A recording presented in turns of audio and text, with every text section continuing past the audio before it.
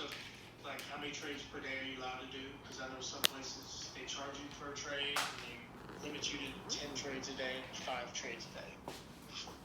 Yeah, with this, there are no limits to the number of trades you can place in a day, and I mean, pretty much with any trading, there's going to be a cost.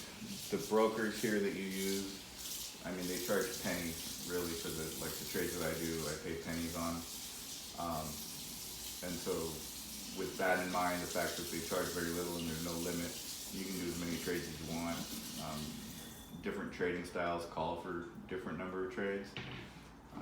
I do maybe 5 or 10 trades a day at the most. There's people that do more. There's people that only do that many in a week, just depending on their style of trading. Right. Okay. So are you one of those plans where you buy a stock and you trade it by day's end?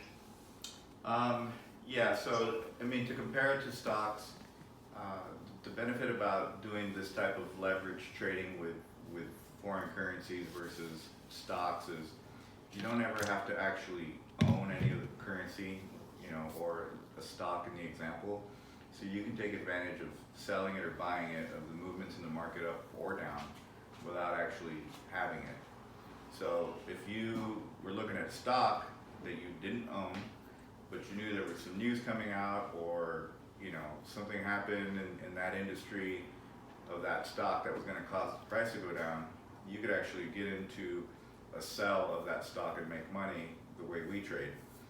Whereas doing Robinhood or traditional stock trading, you couldn't jump on that move.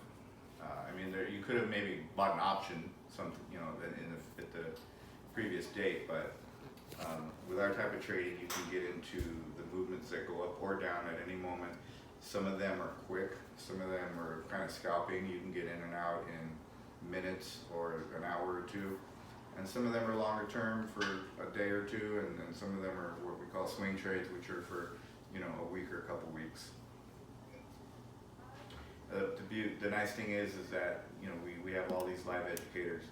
They're trading their live accounts, and so you can get on these live sessions and you can hear their instruction on why they are getting into a particular trade, how long they anticipate it may last, how to set up the trade, what size trade they're going to do, how you should calculate your size trade based on your size account. And then on top of the live traders, there's actually software tools that also give you trade signals. And so I have an app on my phone that sends me a trade signal for cryptocurrency trading. And so I might be somewhere, I might be at work, I might be at a event with friends, and I just get a notification saying right now is a good time to buy Bitcoin. And literally I take 3 minutes, I enter the trade on my phone, and then within a day or two, most likely I've hit my profit points and made quite a large sum of money just right there off that notification from the app. And are you saying it's Bitcoin and you got in on it when it told you to, and you got out? Where does that money go? Does it go into your account? Yeah, so in order to trade, what you do is you find yourself a broker, and then you fund money into that broker. So if I say I started with $500, and then I enter into a Bitcoin trade that yields me a $100 gain, then it stays with my broker, but now my broker account, instead of being at 500, 600.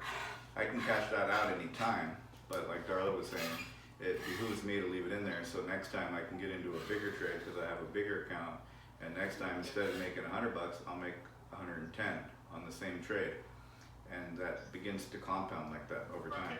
That's what I would do. I wouldn't cash it out every time I made a profit. I'd let it in and compound, use that to trade more or whatever. So the companies that are brokering you, are they companies like Schwab or Fidelity or? They are not the traditional type of brokers that you're used to hearing, because those are associated with trading stocks, and so this is mostly foreign currency, but also you can trade commodities, energies, you can trade oil and natural gas and gold and silver and Bitcoin and things like that. So there's a different set of brokers that operate these type of trades. I didn't even know that. Do you dabble in all of it, or you got a certain certain one that you primarily stick to and?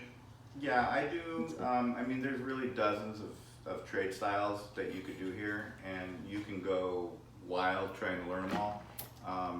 But what I found is just try to not get spread yourself too thin across all the different ways you can make money. And I've got myself pretty zeroed in on 3 specific strategies that I use. And so I trade foreign currencies with one strategy. I trade cryptocurrency with a different strategy. And then I do a third type of strategy called binary options. And I pretty much just stick to that. Yeah, I won't ask you a bunch of questions about strategy. I'll give you all in the schooling. I don't want you to explain all the schooling to me, but yeah, I didn't know. There was a couple of them. I mean, I'm interested in the Bitcoin one and the foreign one for sure, just by looking at the advertisement for it. Yeah, so what's great is, I mean, each person chooses whatever works for them and whatever piques their interest. And when you come in, there's a couple ways that you can get started, but there's like an all-inclusive pack that is called the Elite Pack, and it gives you access to everything, and that way you can kind of get a taste of everything and decide which way you want to go. You know, if I hadn't started with the Elite Pack, I would have never learned about binary options, and I would have never learned about crypto trading Bitcoin. I would have only potentially got in with the Forex pack, and then I wouldn't have learned about the other things. And I make most of my money with the Bitcoin stuff. Now that's not to say that if I did get started with just one of the single packs that I couldn't make money, but I was personally glad that I got to be able to sample it all and decide what did I like after that. Right. Yeah, because right now, I know I'm trying to read up on, you try to do your own research, and you find out about. I have friends that day traded, and it gets to the point where it gets confusing, and there's nobody to teach you.